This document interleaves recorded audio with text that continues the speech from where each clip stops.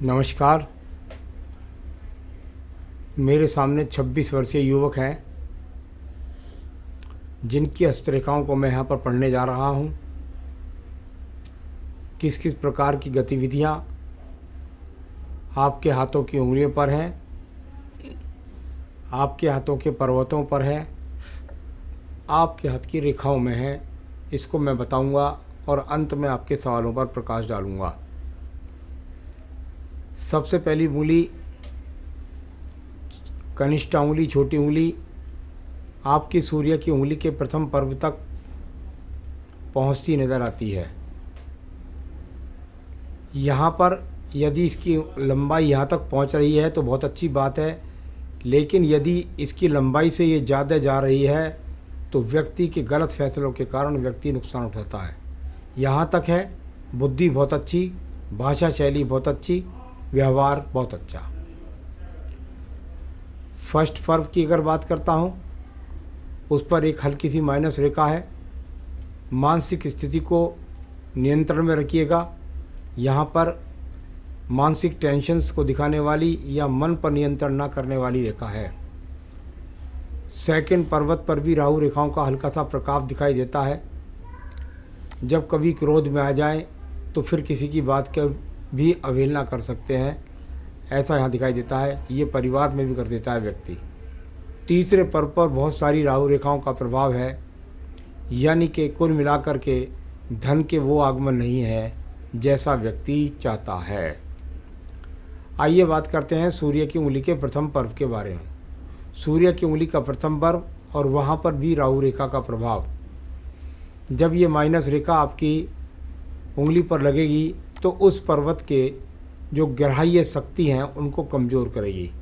जैसे यहाँ पर क्रोध आ जाना, अग्नि से बचना, आँखों के रोग हो जाना, इस तरह के संकेत यहाँ पर दिखाई देते हैं। उन पर नियंत्रण रख करके रखना होगा आपको। सेकंड पर्वत पर जो राहु रेखाएं हैं उनका मतलब है कि राज्य सरकार से संबंधित कार्यों से लाभ न होना। तीसरे पर्व की स्थितियों पर भी माइनस रेखाएं हैं। ये कई तरीके से मानी जाती हैं। नंबर एक, अगर बात करूं तो घर गृहस्थी में मन न लगना, इतना आपे से बाहर हो जाना कि माता पिता की बात ना मानना, ऐसे इन रेखाओं के फल माने जाते हैं। और साथ ही साथ अपने सम्मान को बचाकर रखना होगा।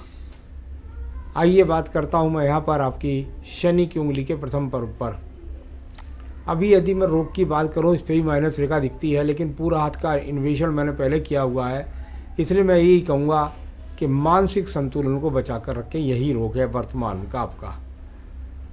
यहाँ सेकंड पर्वत पर कोई भी राहु रेखा का प्रभाव नहीं है, यानी आपके जीवन के अंतर्गत यदि मैं बात करता हूँ तो ये वो स्थिति है जो वर्तमान में किसी भी कर्ज के स्वरूप को नहीं दिखला रही है। तीसरे पर्व की यदि राहु रेखाओं की बात होती है तो यहाँ से ये साधना का पर्व भी है। अगर पर्व तीसरा ये माना जाता है तो ये साधना का पर्व भी है। यहाँ पर माइनस रेखाएं हो जाएं तो व्यक्ति साधना करूं ना करूं उसमें चल रहा होता है। कुल मिलाकर के उसको ऐसा समझ में ही नहीं आता कि मैं अपने आप में क्या करूं। इस कारण से यदि उसका विवाह हो जाए तो पारिवारिक स्थितियों को संभालना उसके लिए कठिन हो जाता है। अभी ये पक्की रेखाएं नहीं हैं, इनके फलों में वृद्धि घटोतरी की जा सकती है।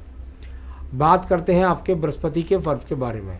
यहाँ पर माइनस रेखा हो तो व्यक्ति के जीवन में उसको थोड़ा सा खान पान का ध्यान रखना चाहिए, पेट खराब ना रहे, इस बात का ध्यान रखना है। सेकंड पर्वत पर राहु रेखाओं का प्रभाव सबसे ज़्यादा दिखाई दिया, यानी कुल मिलाकर ग्रस्त हो जाना और ग्रस्त हो जाने के बाद गृहस्थी को संभालने में विलंब का सामना ये रेखाएं बताती हैं।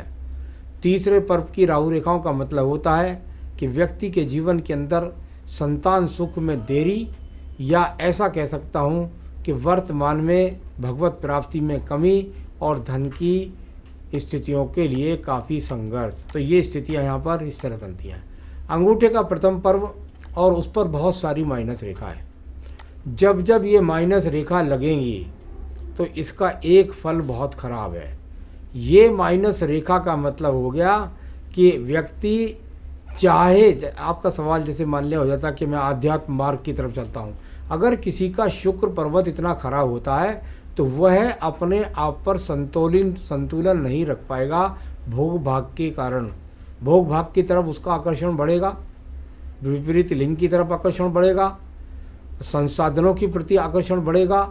ये सारे चिन्ह व्यक्ति को साधना में नहीं लीन होते देते। सेकंड पर्वत पर तर्क शक्ति की रेखा है, वो तो अच्छी कहलाती हैं, उन माइनस रेखाओं को पॉजिटिव रूप में अच्छा ही माना जाता है। आइए बात करता हूँ मैं आपके पास बुध पर्व के बारे में। बुध पर्व पर जब ये स्थायी रेखाएं हो जाएं तो इसका मतलब होता है कि व्यक्ति के अंदर ऐसा टैलेंट है कि यदि वो जॉब चाहे करना तो जॉब कर सकता है। तो धन तो आप चाहें तो आज की तारीख में भी कमा सकते हैं, ऐसी स्थिति यहाँ पर बुध पर्वत बताता है कि आपकी भाषा शैली से या किसी भी कारण से आप कमा सकते हैं। यहाँ पर बात करता हूँ मैं आपके पर्व की, और वह है आपका सूर्य का पर्व। इससे किसी प्रकार की राज्य सरकार से संबंधित अगर कार्यों के लाभ की बात करता हूँ तो वो नहीं है, यानी सरकारी नौकरी, सरकारी उपक्रम से लाभ की कोई स्थिति नहीं है। यश प्राप्ति का भी कोई योग नहीं है, सम्मान प्राप्ति का भी कोई योग नहीं है, अवार्ड प्राप्ति का भी कोई योग नहीं है, राजनीतिक क्षेत्रों से लाभ का भी कोई योग नहीं है। अब बात करते हैं आपके भाग्य के पर्व की। भाग्य के पर्व की स्थितियों को देखें तो आड़ी तिरछी रेखाएं इस पर भी लगी हुई हैं, यानी मैं कह सकता हूं कि अभी अगर भाग्य की बात करते हैं तो भाग्य के लिए सिर्फ संघर्ष है। भाग्य भी ऊर्जित नहीं हुआ, जिस दिन ऊर्जित होगा उस दिन आपके जीवन में सफलताओं के अंबार लगा देगा।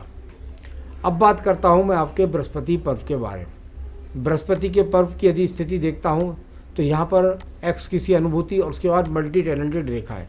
बृहस्पति पर यदि एक्स बनता है तो व्यक्ति जॉब के द्वारा अच्छे अपने संसाधनों को बना पाता है, ये इसका संकेत होता है। साथ ही साथ भक्ति भावना के लिए भी ये अच्छा माना जाता है। आइए बात करते हैं आपकी हृदय रेखा के बारे में।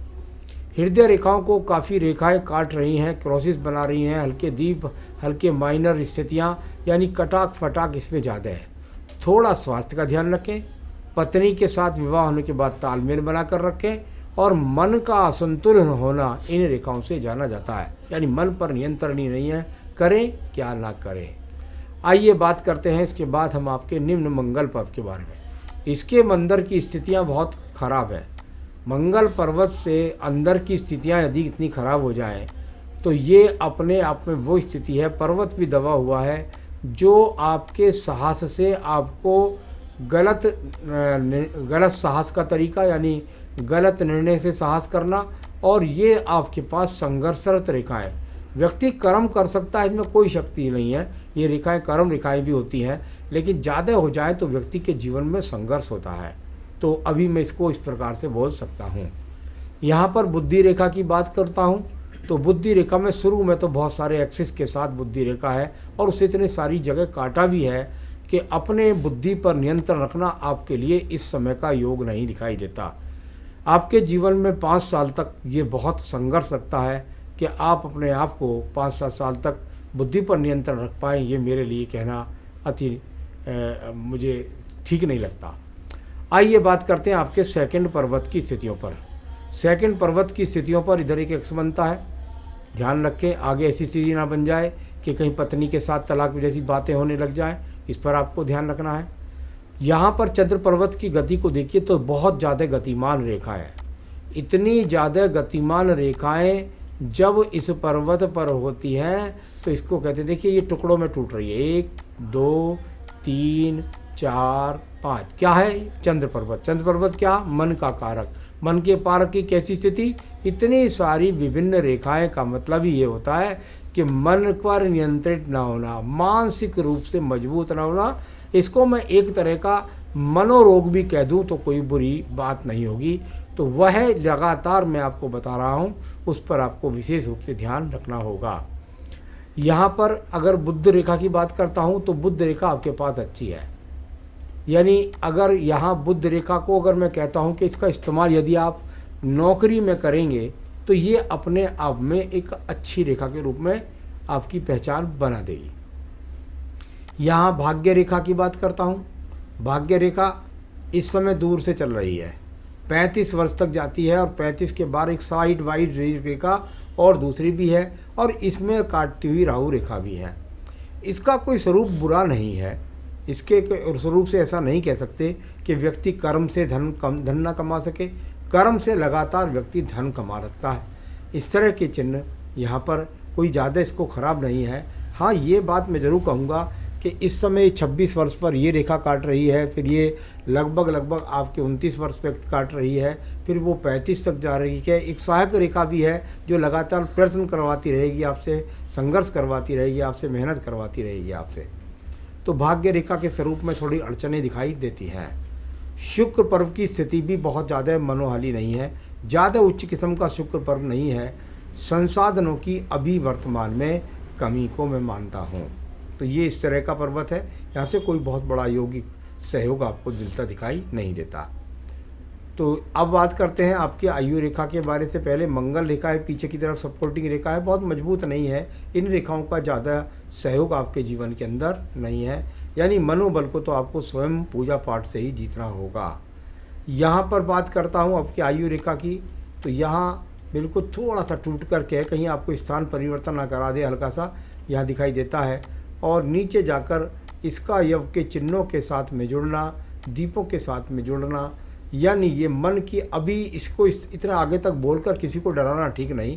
पीछे अगर उसकी बात करता हूँ तो ये लगभग 75-76 वर्ष की आयु है। आगे भी बनेंगी ये रेखाएँ, बहुत सारी रेखाएँ अभी आपके हाथ के अंदर बनने वाली हैं आने वाले 4 से 5 साल के अंदर, क्योंकि उस समय जैसी आपकी भक्ति योजना होगी उसके हिसाब, जैसी आपकी मनोबल होगी, जैसी ईश्वर की इच्छा होगी उसके हिसाब से रेखाओं का परिवर्तन होगा, आपके हृदय का परिवर्तन होगा और आप अपनी दुनिया को जी सकेंगे। तो ये इस तरह सारी रेखाओं को पढ़ने का तरीका। आध्यात्मिक मार्ग में हूँ पर कई बाधाएं आ रही हैं। आध्यात्मिक मार्ग के लिए मुझे केतु स्थान देखना पड़ता है, मुझे वहाँ से दिखाई नहीं पड़ता कि ये व्यक्ति आध्यात्म पर जीत दर्ज कर लेगा। ये सिर्फ और सिर्फ इस समय मनों की वृत्ति या मनोबल वृत्ति आपकी दशा के कारण समझ लीजिए, या समझ लीजिए कि भोग भाग्य के कारण, लेकिन यहाँ पर ये कोई भी आध्यात्म के द्वारा उन्नति प्राप्त करने वाला हाथ मेरे सामने नहीं है। इसलिए मैं चाहूँगा कि आपकी शादी की दशा में 2023 तक चल रही है, आप अपनी नौकरी पर फोकस करें और विवाह करके अपने जीवन को बिल्कुल सुचारू रूप से चलाएं। बहुत जोर पड़ेगा अभी आपको, क्योंकि चंद्र पर्वत की स्थिति बहुत ख़राब है। अपने आप पर नियंत्रण करने में रोज़ रोज़ भटकाव आएगा आपके जीवन के अंदर, लेकिन सही स्वरूप जो होता है ये ईश्वर ने आपको ये जीवन दिया है और इसको दिया है गृहस्थ जीवन के लिए, इसलिए इसको सही रूप से संवारें। तो पत्नी अध्यात्म मार्ग में सहयोग नहीं करेगी। तो यहाँ पर धन प्राप्ति के लिए कौन सा प्रोफेशन मेरे लिए अच्छा रहेगा? एस्ट्रोलॉजी को आप साइड बाय साइड कर सकते हैं, थोड़ा सा 100 बनना था बृहस्पति पर, साइड वाइज कर सकते हैं, लेकिन नौकरी को पहली प्राथमिकता दें, क्योंकि पूरा प्रोफेशन नहीं अभी छलक रहा आपके यहाँ से। तो एस्ट्रोलॉजी को आप सीख सकते हैं साइड में, कोई बुरी बात नहीं है, और उसको साइड वाइज पहले लोगों का धीरे धीरे अध्ययन करके अपने आप को सुदृढ़ बनाइए, मनोबल बनाइए इतने कि आप देख सकें। और धन के मामले की स्थितियों के लिए अभी आपके जीवन में काफ़ी संघर्ष है।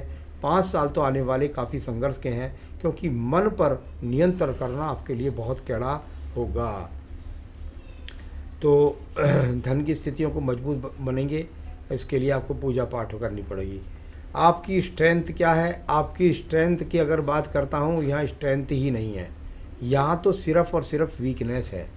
मुझे तो आपको बता के चल रहा हूँ, गृहस्थी को बसाइए, नौकरी को कीजिए, और आपकी जो वीकनेस है वो है मन की अस्थिरता, उस पर आपको नियंत्रण करना होगा, जो मैं पूजा पाठ बताऊँगा उससे। तो यही आपकी सावधानी है। जीवन से कौन सी घटना बदल सकती है? जीवन में कौन सी घटना हम बदल सकते हैं और कौन सी नहीं बदल सकते? जीवन में घटनाक्रम बदलने के लिए आदमी का किस समय किस आदमी से मिलना हो जाए और वहाँ से उसके जीवन में परिवर्तन हो जाए। तो ये तो घटनाक्रम ऐसी चीज़ है जिसको हम नहीं जान सकते, परमात्मा ही इसे ज़्यादा जानता है। और इसके लिए अगर आप सही रूप से, अगर आप अपने मन की नियंत्रणता को करें और एक तरह से भटकाव से रुकें, तो आप अपने जीवन को बदल सकते हैं और किसी भी तरह मोड़ सकते हैं और रेखाएं उसी तरफ मुड़ना शुरू हो जाती हैं। ये मैंने हजारों हाथों में देखा है। तो चलिए, मैंने आपको जो सब कुछ इशारे से बहुत कुछ बताया, आप उसको बस मन पर नियंत्रण करना है, वैवाहिक रूप से अपने जीवन को सुखी बनाएं और भगवान ने आपको ग्रस्त जीवन का भोग काल दिया है और भटकाव से बचें। इसके लिए आपको सिर्फ एक ही चीज करनी है और वो है रुद्र गायत्री मंत्र। जब आदमी की पूजा पाठ पूरी नहीं होती, वो शिव महापुराण नहीं पढ़ता या अन्य किताबें नहीं पढ़ता है, तो उसे अधूरा ज्ञान होता है।